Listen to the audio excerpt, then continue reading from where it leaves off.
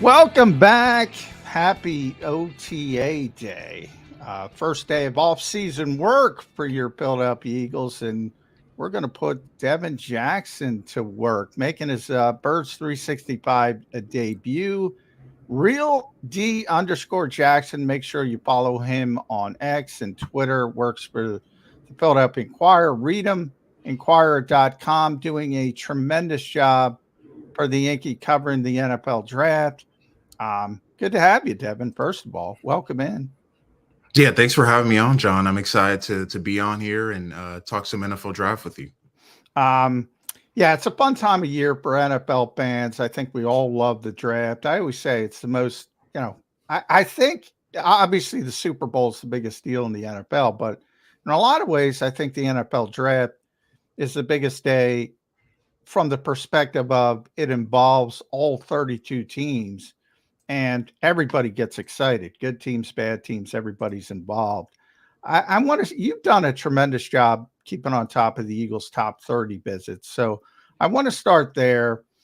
Uh, what when you're evaluating the draft and making your sort of educated guesses, how much importance do you place on those top 30 visits, um, and why or why not? Yeah, so I think it really depends team by team in terms of, what they are looking for, what types of players they're bringing in. But I think top 30 visits are important just because you get a feel for what the teams or specifically what the Eagles are really valuing or really doing their homework on. You look at some of the top 30 visits last year, they had both Jalen Carter and Nolan Smith as visits.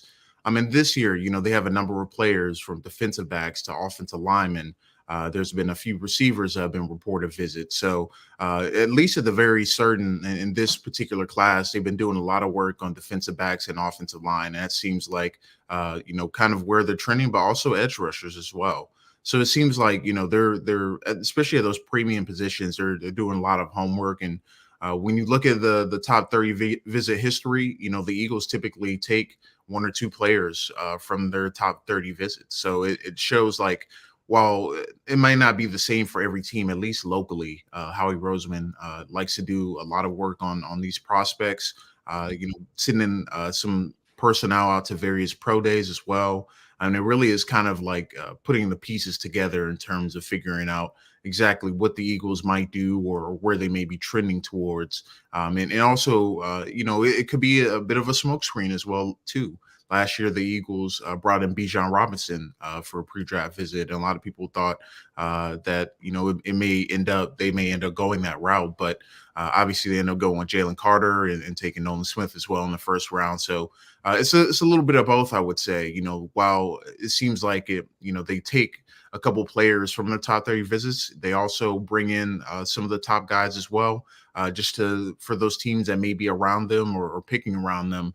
They may want to make a move and jump up for that particular player. So it's a little bit of a back and forth game, but the top 30 visits are always interesting, at the very least, to see what types or what positions they are really valuing in a particular draft. Yeah, I'm with you, Devin. I think I look at the themes and I see that the same way you do. I say, well, they're looking at a lot of offensive linemen, so you can pretty much make a good bet they're going to take one in those top three picks.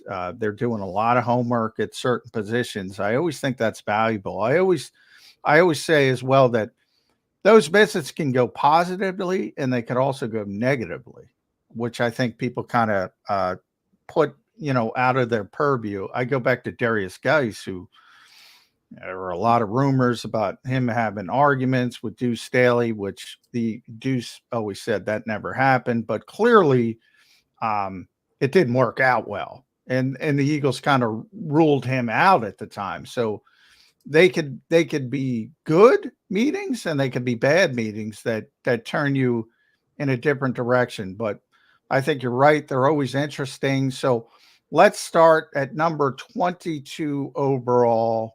And the Eagles tend to do the whole cloud of picks, potentially try to get 4 or 5 guys in a grouping and say, all right, if one of them falls to this particular spot, um, we'll probably take them. If I were to say to Devin Jackson, put on your Howie Roseman cap and give me 4 or 5 players at 22 that might be in the mix, what would your best educated guess be? Yeah, so first player that comes to mind is Cooper DeJean from Iowa. When you think about a player and kind of the skill set and what they're looking for in the secondary, he's the type of player that feels like is going to be available at 22, but also fit what Fangio likes to do with his defensive backs, moving them around, playing different types of coverages, playing off coverage, zone coverage. I mean, and DeJean kind of really matches that. So to me, he's one of the first players that come to mind in terms of being in the mix for 22. I'll also go another defensive back and say Kool-Aid McKinstry from Alabama. You know, they just recently brought him in for a pre-draft visit, and there's been a lot of back and forth in where exactly his draft stock lies. You know, some people think he's more of a late first rounder, early second rounder. Some thinks he's like in the middle of that first round, and obviously he dealt with a Jones fracture in his foot through the draft process, so he hasn't really been able to do full field work, but he still ran, a reported 4.47 40-yard dash at his pro day. So Pretty impressive with that Jones fracture, by the way. Right, 4.47. and yeah, and the Eagles sent their defensive back coach to his pro day as well. So to me, defensive back wise, those two guys make sense in terms of being available and being on the board for the Eagles. And then other players I'll go to, I'll look at Tyler Guyton from Oklahoma. 22 may be a little bit early for him, but also I think about, if they don't take him then, he's not obviously going to be there at 50. But they've really done a lot of work on him. You know, they met with him at the Senior Bowl. They met with him, at the Combine. They brought him in for a pre-draft visit. He has a connection with Lane Johnson. Lane Johnson has been his mentor. So, while, maybe defensive back, maybe a bit more pressing need, maybe edge rusher, maybe a bit more pressing as well. I think that they are going to walk away from this draft at least addressing the future of the right tackle position behind Lane Johnson when it's all said and done. So those will be the top three. And then a couple other players that I would say need to monitor and see where exactly they end up going on draft day. I would look at Jared Verse from Florida State. Some people think he's going to go earlier in the first round, maybe middle of the first round. But he's the type of guy that if he starts falling down the board, I could see the Eagles making a move for him.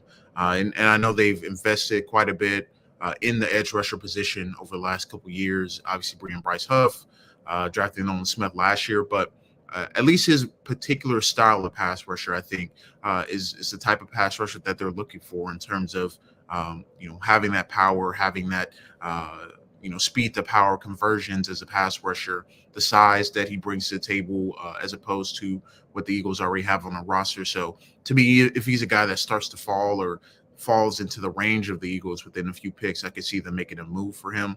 And then the final player that I'll list is Laiatu Latu from UCLA. They've done a lot of work on him as well in terms of, meeting with him at the Combine, bringing him in for a pre-draft visit. And he's just such a toolsy, talented pass rusher, and obviously the medical concerns are what they are. But they seem to be really interested in what he brings to the table. And I just feel like, if he's there at 22 and say DeJean is off the board by then, and obviously Verse as well, I could see them really being enamored with him and end up taking him. Would Verse be the guy you kind of mentioned? Howie's recent history, Devin, has been that targeted trade up, and that he'll go up a few spots to get one particular guy. Would that be Jared Verse in this draft, or if he starts to fall to 18 to 19, that range? I could certainly see it. I just think about, the teams in that range. Cincinnati's at 18, the Rams are at 19. And if he's there at 19, the Rams feel like the most likely candidate to take him just based on what they need at edge rusher. So, if the Eagles want to like jump ahead of the Rams to make sure that they get their guy, I could see them absolutely see them go up and get him. So to me, he feels like one of the trade up candidates in terms of what he could do. But I also look at a guy like J.C. Latham from Alabama as a potential trade up candidate too, just because he has that guard versatility and obviously played right tackle at Alabama this past season. But he would certainly be an interesting candidate for a trade up as well, just based on because he's figures to go around that area too with Cincinnati Bengals having a need at tackle. So I could see those two players particularly being of interest. And honestly, if the Eagles want to double down and Cooper DeJean is their guy, which seems like they're really interested in what he does and what he brings to, I could see them making a move for him, a small move up for him as well. That's interesting with Cooper because I haven't focused, to be honest, on Cooper as much because of that versatility. In other words, I think the Eagles need a true outside corner, Devin, with the age of Slay and Bradbury. And I think Cooper's more of a versatile piece, as you mentioned. He can be, a lot of people think he's going to be safety at the next level. He can play corner. He's certainly athletic enough to play corner. But I think in some ways that might hurt him from the perspective of, well, yeah, I don't want to go overboard, but the Eagles signed C.J. Gardner-Johnson, Sidney Brown, even though he's coming off the torn ACL. They love him. They called him a Red Star player, perfect fit. Reed Blankenship, they're still, think is a really good player. I don't know if they're looking for that Malcolm Jenkins type who can move all around like Jim Schwartz, as opposed to the typical Vic Fangio mindset. We're going to play a lot of zone coverage. We need smart players, but I don't see a lot of that moving around, at least recently with Vic Fangio. I think that could hurt Cooper DeJean. Am I on the wrong track there? I think you make some interesting points in terms of sometimes versatility can be a negative because you can do so many things that maybe there isn't a particular calling card. But I do think DeJean can be just a typical outside corner. I do think that we talk a lot about versatility, and that's always a big talking point when talking about prospects, just because the more that you can do, the better your NFL chances are. But, well, I mentioned that, like he brings versatility to the table and he can do a lot of different things in terms of coverage and being moved around. He did stick out outside in coverage most of the time at Iowa. He was primarily an outside corner that played a lot of zone coverage, that played a lot of off-man coverage at Iowa and did a lot of good things. And instead, not just with his ball skills, but with being able to read plays, seeing things in front of him, and being really smart in kind of the chances that he takes. So I think from that perspective, as opposed to just having that versatility, I do think in terms of like the football IQ he plays with, the speed, the athleticism, and what he brings as a down-to-down player, and not just making the splash plays, but making the right plays, making the needed plays, being a run supporter on the perimeter. He does a lot of those different things in addition to being versatile and being able to be moved around in the secondary, which I think will be a really good fit for Vic Fangio because he knows when what he sees in front of him, he's able to go and make the plays and get the defense off the field on third down and play the different types of coverages that Iowa asked him to that I think would fit very nicely into Vic Fangio's scheme. So that's why I've really kind of zeroed in on DeJean and in terms of the Eagles' interest in him, just because it's kind of multi-layered with him. It's not just being able to be in kind of that chess piece in the secondary, but I truly think he can fit outside at outside corner and be a really successful player at corner as well. Well, you mentioned versatility, and we'll turn that to the offensive side because I think if you're playing the odds, and the Eagles are forced to stay at 22, there's so many offensive tackles, and we know the foundational principles of this team. And you'd say, well, if you're a betting man, let me go tackle.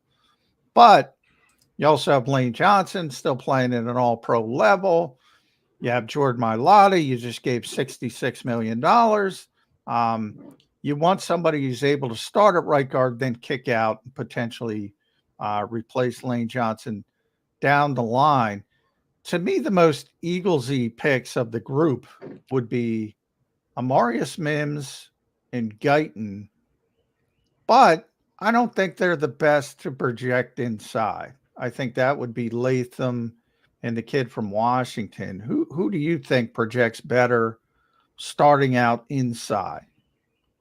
Between Latham and Fontenot. Yeah. Yeah, Well, I think it's anybody, or if it's somebody else of the whole group. Because I could yeah. be wrong So about Mims. He's such a great athlete. yeah, Mims is such a great athlete, but I don't think he's really a necessarily a fit for guard just because I think his athleticism, his size, it just makes a lot of sense at tackle. And he's still developing as a run blocker. I think what you're getting Mims for is what he brings in pass protection, not necessarily what he brings as a run blocker. So I think when we talk about kind of the guard slash tackle versatility, I think the top two guys in my mind that will be able to start at guard and then move out to tackle would be Talisi Fuaga from Oregon State, as well as J.C. Latham from Alabama. I do think Troy Fatanu would be also a nice fit, and think he's a guy that could do that. But I really think, in terms of like body size, the way that they play, and how they move, Latham specifically would probably be the ladder that could be available within a few picks of the Eagles. And I think he makes the most sense because he's played guard in his career already at Alabama, and has already done it at a high level before kicking out to right tackle for Alabama this past season. In right now in his kind of development in his career, I would say right now he will be best maximized at guard just because of how he plays with power, how he likes to be very physical at the point of attack, how heavy his hands are in terms of moving and displacing defensive linemen. And I think when you look at kind of that skill set combined, I think when you're trying to get a guy that can play right guard right now and then kick out the tackle, Latham makes the most sense in terms of doing so, just because he's done it already in his career and has that experience already. But when you look at Fuaga, he's kind of another guy when they're kind of, kind of built more top heavy than anything. But Latham, at the very least, right now, I would say he makes the most sense in terms of being able to do both things and playing right guard right now before kicking out to right tackle at some point in his career with the Eagles, if once Lake Johnson retires. And it's never bad to get another Alabama guy. Let's take it to 50 and 53, because in a lot of ways, I think those might be the most important picks for Howie, those day two picks. And boy, you need help at linebacker, Devin. I don't know if Edgerrin Cooper's going to make it that far. Anybody else stand out to you at that particular position? Yeah, so at the linebacker position, there's a couple players that really intrigue me in terms of what they can bring, kind of their skill set. But I don't think they will be necessarily picks at 50 or 53. Obviously, Peyton Wilson, I think, is one of the top linebackers in the draft class, and has medical concerns in terms of the knee injuries, shoulder injuries, and kind of just dealing with that over the course of his college career. But in terms of like guys like after those two picks, two guys that really interest me is Cedric Gray from North Carolina, and then Jaylan Ford from Texas. I'll start with Ford from Texas because I think he's probably more of a early day three pick. Ford to me is kind of that guy that you take and you feel pretty good about. He's one of the underrated kind of coverage linebackers in this class. He does a really nice job in recognizing and seeing kind of throws coming over the middle of the field, being able to get his hands on it. Does a good job, kind of really with his eyes on the quarterback, being able to disrupt passing lanes. And he's also a really sound tackler as well in space. I think he did a really nice job. Obviously played in behind a really talented Texas defensive line that had Tavondre Sweat and Byron Murphy. But when he was asked to make plays and need to make plays, he was able to do so and did at a high level. So to me, he's more of a early day three pick, but I think when you look at the linebacker class, there's really not too many options at 50 or 53 that you will feel good about taking them, other than like guys like Edgerrin Cooper and Peyton Wilson. But the other player that I really like, Cedric Gray from North Carolina. I think he's kind of in that same similar range, late day 2, early day 3. But really nice size, a bit big on the bigger side in terms of what he brings to the linebacker room. Um, Also, really is kind of training towards the right direction in terms of dropping into coverage and making plays in the passing lanes, and then he's able to knife through the defense on running downs and make tackles at the line of scrimmage and at the backfield. Has nice straight line speed, able to come downhill.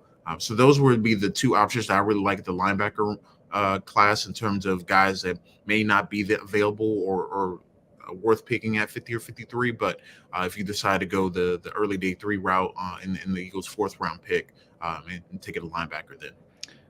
At Real D_Jackson, make sure you follow Devin on X, formerly known as Twitter. You can read him, Inquirer.com.